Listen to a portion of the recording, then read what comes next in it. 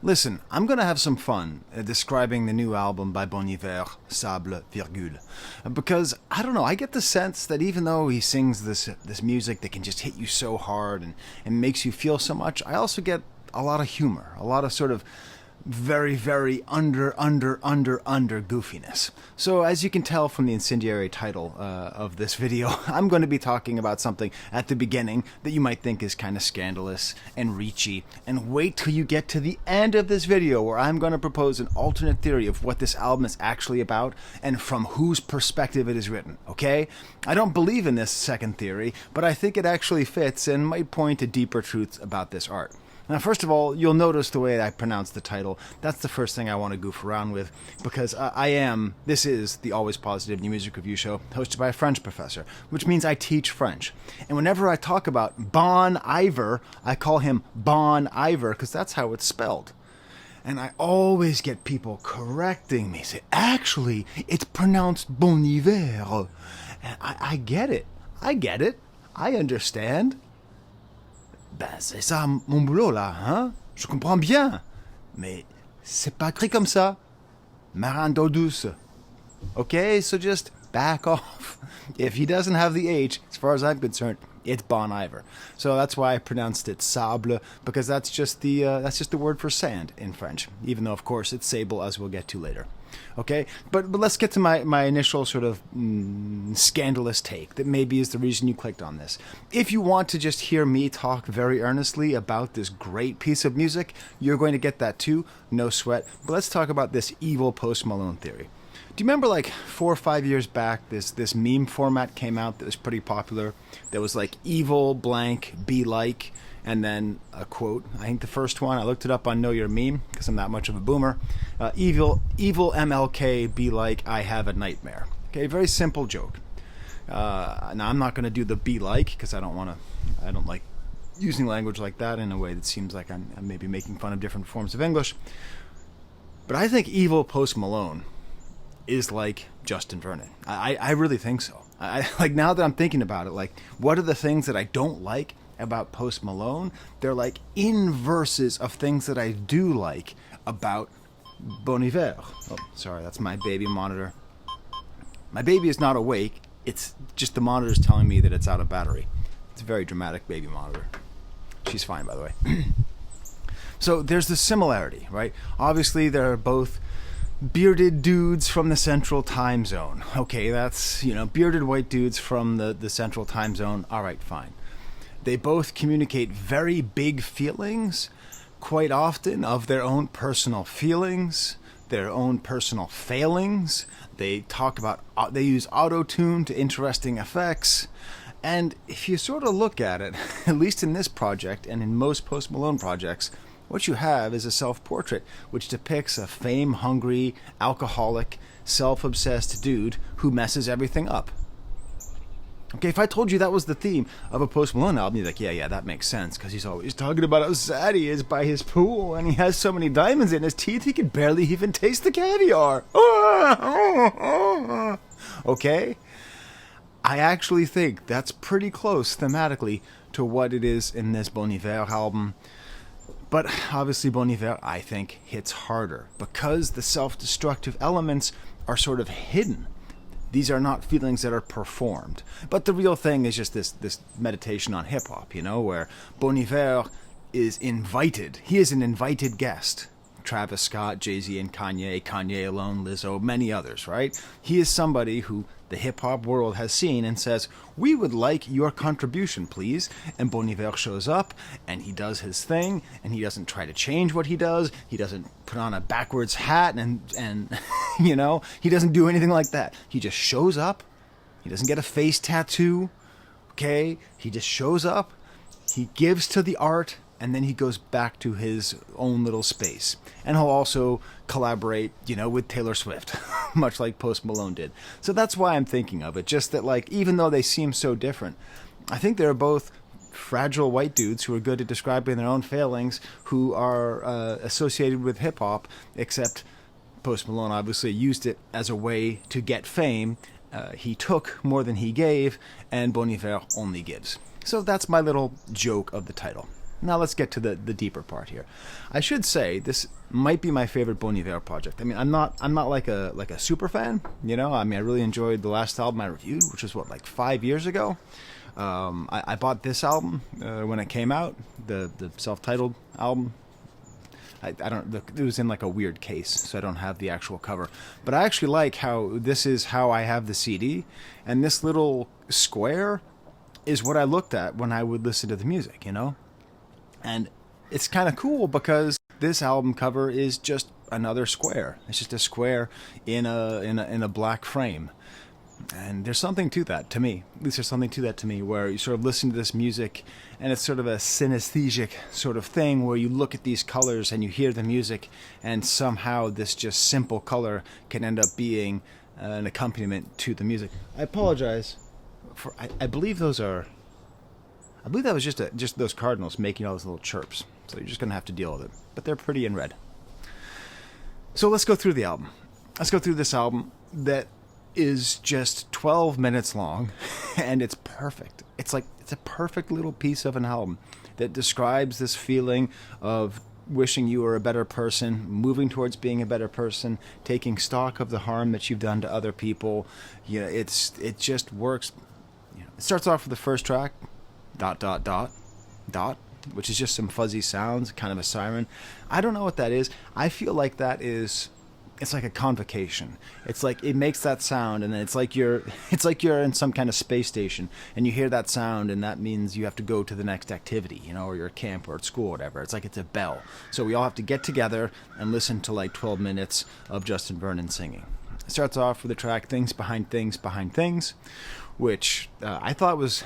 I initially thought of that line from Run the Jewels, must be the man behind the man behind the man behind the throne. That's not what it is. This beautiful, like, Dear Prudency style guitar, both in performance and in tone.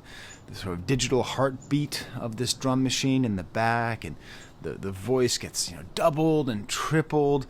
And what I like is that he's doing the old blues trick that was adopted by country and folk and all that. Repeating the same line 3 times and then saying something different on the 4th time, and then that last time, you know, it creates a certain emphasis. Like the repetition creates desperation. So I would like the feeling, I would like the feeling, I would like the feeling gone. I don't like the way, I don't like the way, I don't like the way it's looking. These great haunted pedal steel sounds, and I don't know, because I'm not a Justin Vernon super fan. But is he trying to be Leonard Cohen here? That's what it sounds like to me. Like the tone of his voice, the instrumentation here. And I'm saying this positively. I don't think he is being wholly unsuccessful in sounding, or not even sounding like Leonard Cohen, but in evoking the Leonard Cohen style feeling. And what is he singing about? He's singing about like looking in the mirror too much. Like he's basically the things that he doesn't like. It's not the situation in the world. It's like that he doesn't like that he looks in the mirror too much. And then this, not even a chorus, it's just the end of a verse, is just, you know, this thing repeated. Things behind things, rings behind rings. And thanks to rapgenius.com, there's a little quote in there from him describing this song.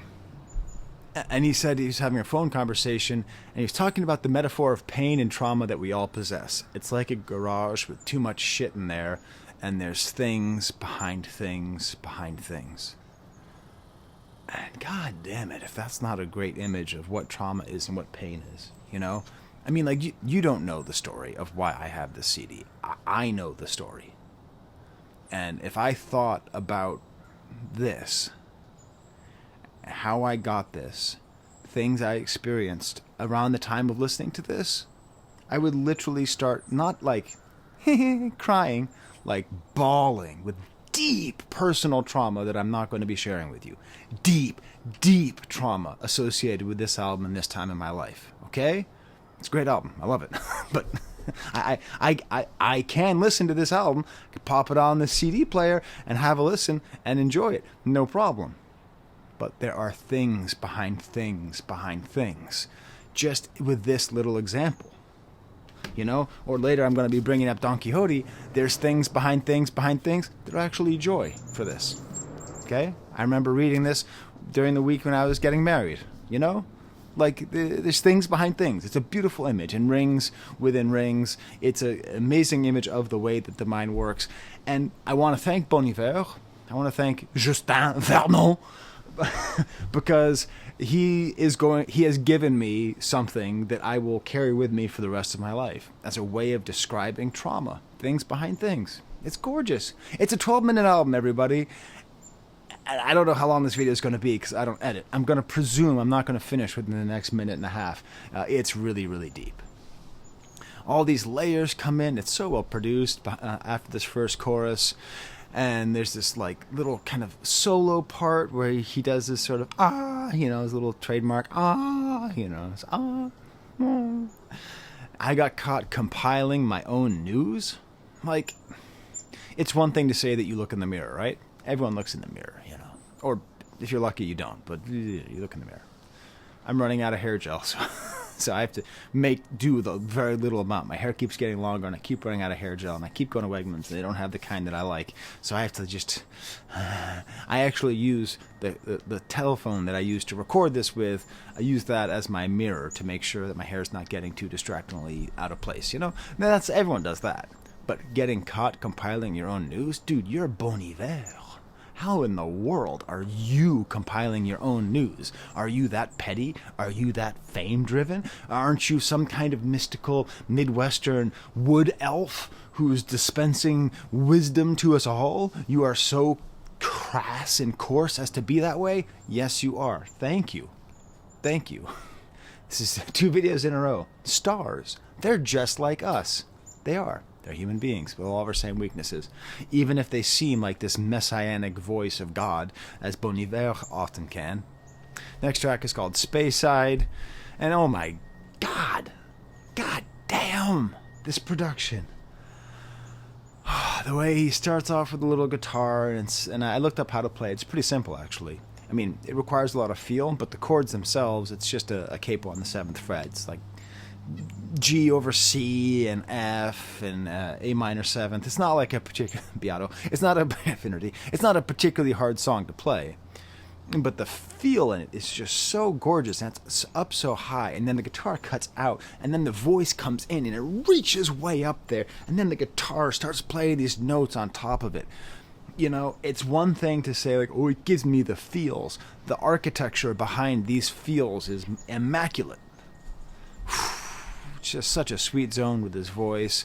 I know now that I can't make good. How I wish I could. I don't know why I'm going into an Eddie Vedder voice. Now I know that I can't make good. Go back and put me where you stood. Nothing's really something. Now the whole thing's soot. This theme of just wrecking everything, of just being somebody who destroys everything. As I fill my book, what a waste of wood. Sorry, bud. That's a tough feeling. Being an artist and looking at your book, just Justin Vernon. He's presumably a millionaire. I mean, you don't make much on clicks, but you make a lot on tours, and he's done a lot of work with a lot of successful people. He has millions of devoted fans all across the world, and to define the book where he is writing his thoughts as a waste of wood, oh, the depths. Nothing's really happening like I thought I would. These nice kind of fiddles that release and return to the same note. He once again does his little yaw. I'd like to have like a little Bono, Bruce Springsteen, Bon Iver, Tom York off. Just the they all just do that. It's great. I can't rest on no dynasty. I like the way he says that. But this whole idea. I'm sorry that I've got the best of me. Speaking of grunge artists, I don't know if this is a reference to The Best of Me by Foo Fighters.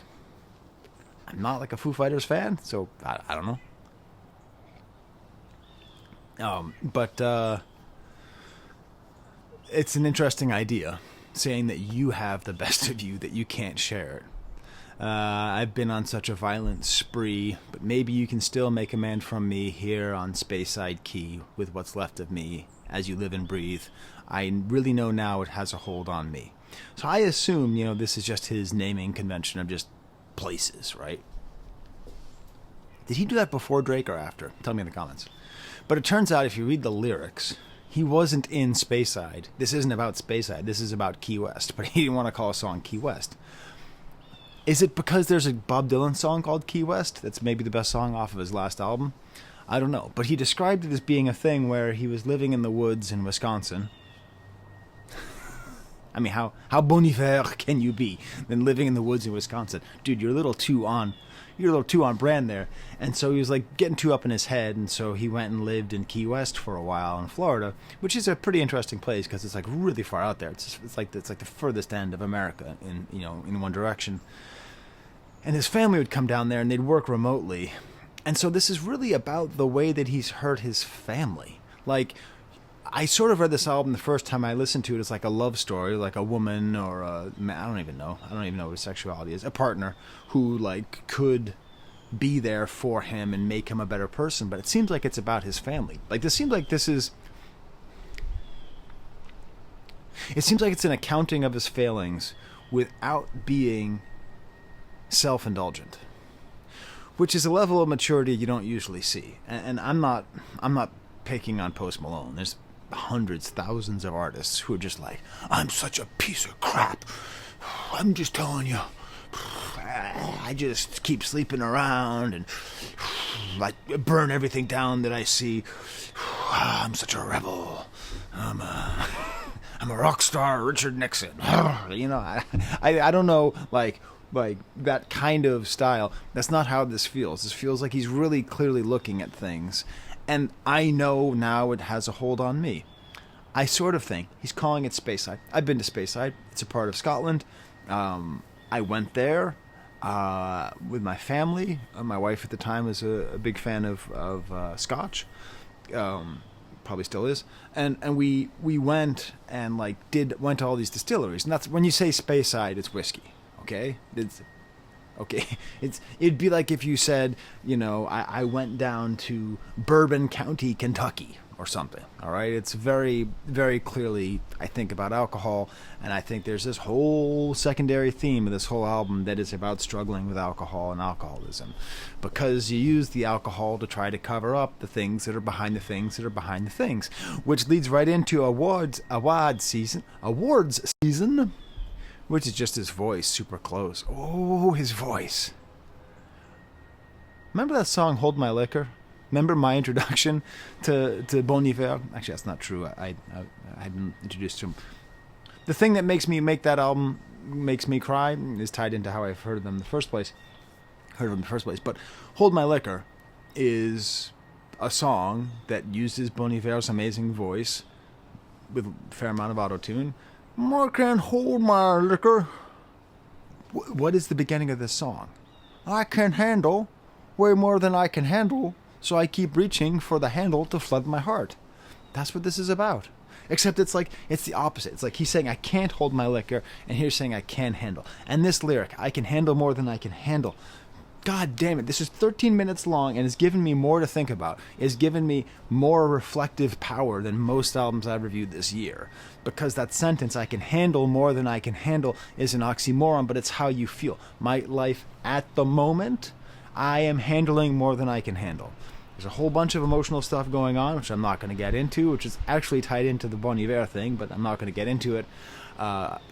Everything's awesome. I love my life. I love my wife, all that stuff. But we have a 2-month-old, a 2-year-old, a 16-year-old, a 19-year-old who's out of state. I'm college president. I'm college senate president. I'm the freaking coordinator of my program. I'm trying to keep this channel going. Like, I'm doing too much. I'm just doing too much. But the whole time, it's like I can handle it. It's more than I can handle, and I can handle it. Now, I don't go reaching for the handle. I don't drink. I mean, I don't not drink. I just don't drink, if that makes sense. So, if I'm at a party and someone gives me a beer, that's fine, but I don't keep beer in the house, for example. But it's a beautiful idea to flood my heart. That's the way he's describing it. And to me, it feels very clearly in conversation with Hold My Liquor. And this is where I first said, hey, this is like good Post Malone. This is what Post Malone wishes he could make me feel. But hey, you know what? Post Malone makes a lot of people feel that way. He's a very popular artist. I'm not saying he's not talented. And then there's that reference to, according to Rap Genius, someone did some great annotation talking about a Spaniard and an anvil. And there's a whole section where he tries to use an anvil to like break a diamond. I did read Don Quixote once, but this is as far as I made it on my second read. That's as far as I made it on that week when I was getting married. So I need to reread it again. If you've never read Don Quixote, God, it is such a fun, engaging, meaningful book. It's really it's a great fun time. It really is. Just this sad drone in the back, and you think, okay, there's not going to be any instrumentation, and then this crazy awesome instrumentation comes in. So much interesting musical stuff happening just way in the back. These weird janky sounds. It sounds like it was recorded in a box in a different room. This kind of sweet, cheesy saxophone. And then we have the lyric, "But I'm a sable, and honey, us the fable." So, squirrel activity. I literally have ADD so bad that multiple times a day I go, squirrel. So it's not Sable. Okay, he does say Sable, but the word Sable itself is fairly. If you look up the word Sable just on Google, it's a kind of mammal and a kind of antelope. Like there's two different animals called that. There's a wrestler called Sable. There's a video game called Sable. The original soundtrack is right behind me, as written and performed by Japanese Breakfast. Did you know that's what that was? If you knew what that was the whole time, you were like, damn, Professor Skye. Oh, I get the joke. If not, you're like, oh, I'm glad he explained it.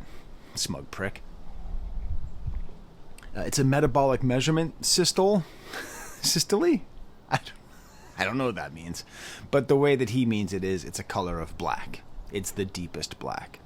And what he says, what Bon Iver says, what Justin Vernon says, is that while he was recording this album, he wrote this line. And it's been stuck with him in his head for a while.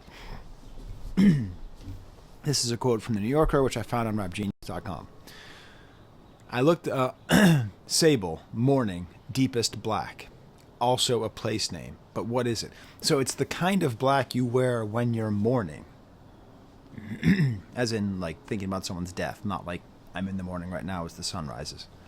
For me, I think when I'm speaking that line, what it refers is being the darkness. There have been times in my career where it's felt like I'm repeating a cycle of heartache. I was getting a lot of positive feedback for being heartbroken. And I wondered, maybe I'm pressing the bruise. Maybe I'm unknowingly steering the ship into the rocks over and over again, you know, because it's not like I'm famous on the street, People magazine famous, but there have been a lot of accolades for me and my heartache. So it's me asking the question, I'm a Sable. I've been a Sable. Am I repeating the cycle of sorrow, or is this just how sorrow goes? Is that how everyone feels? That's kind of what it means to me. Oh my God, it's so awesome, because he's famous, not People magazine famous. Stars are just like us. Not People magazine famous, but a certain kind of famous. But like, have you not wondered, is this how everybody feels? Is that not like the key to the human condition? Is like, is this how everybody feels? Like, I'm sad. Am I really sad? Do I actually? This happens to me all the time. Man, I've been in some crazy bad spots in my life. Like, I've been just way low, just a very bad spot in my life. And I remember thinking, I don't actually feel this bad. I'm just performing this thought. I was by myself. I was like, I'm just performing this. I'm not actually this sad. I'm not actually this crazy, you know? Like, is this how everyone feels? Is this how I feel? This kind of questioning. It's a beautiful lyric. And the whole thing is tied into change, because in the beginning he says, and you know what's great is nothing stays the same. And later he says, why do things have to change? And I thought it was a love song, but maybe it's an artistic song. Maybe it's a song about the two different kinds of... There's two different great things you can make in this world. Art and love. I swear to God, that is not in my... I wrote love or art, but I didn't say there's two great things you can make in this world. That is like the cheesiest thing. It's also true. It has the added benefit of truth, but those are the great things you can make in this world. You know, love or art. And I think this is about both of that. Because what he says is, do you know what will stay? Everything we've made. And so it can be either a song about the love that he made with this partner who he's seeing, and they're on the award show, and he's thinking about, does he, you know, like I often think about this of his frequent collaborator, Taylor Swift. You know, like, she must have the same thought whenever she's with somebody. She's like, if I break up with this dude, I get an album out of it, and I get to add a new era to my Eras tour, and I'm gonna clear like $12 million if I break up with this guy right now. You know what I mean? Like, that's got to be running around in your head. Like, I can redefine people's understanding of human relationships if I break up with this dude right now, right? Or maybe it's art and it's collaboration. So I am now going to drop my mind-blowing theory. I think this song. Okay, I don't think this song is about this. But there is a way to read this song being about Kanye West. The hold my liquor, I can handle more than I can handle. Who is Kanye if not somebody who constantly wrecks things, constantly wrecks relationships? You can reread this entire album from the perspective of Kanye West. At least these last two songs. Somebody who, through his actions, has destroyed all these relationships. Can't you imagine Kanye West sitting alone, drinking too much or doing too much nitrous or whatever it is, thinking about all of this heartbreak and pain that he's felt, and then it's award season and he sees all these people getting these awards and everything's changed and he's not loved anymore, but he loves that it's changed and he doesn't love that it's changed, but what hasn't been taken away is hold my liquor. What hasn't been taken away is I'm lost in the world. Like, what hasn't been taken away are the things that they made together. That can never be taken away, no matter what Kanye West says that a presidential candidate also says and has no consequence for, but can't do anything about that. You know, like, no matter what they say, no matter what happens, that always will exist. It's great. It's a really spectacular piece of art. I really love this album. It reminds me that I probably should get more into Justin Vernon and his work. These are my Patreons. They help me to buy music. So you know what I'm going to do? I think I'm going to go to Record Archive. I think I might buy another Bon Iver album. I think I'm going to do that. So I'm trying to find my basketball. I usually take a basketball shot at the end to see if I get it, but I can't find my basketball. So that's just going to have to be unsatisfying for you. Where did she throw it? Where did she throw it? I don't know. It might be inside. Anyways, those are my Patreons. Thank you for the support. All right, well, I have to go take care of that 2-year-old upstairs. There's the camera.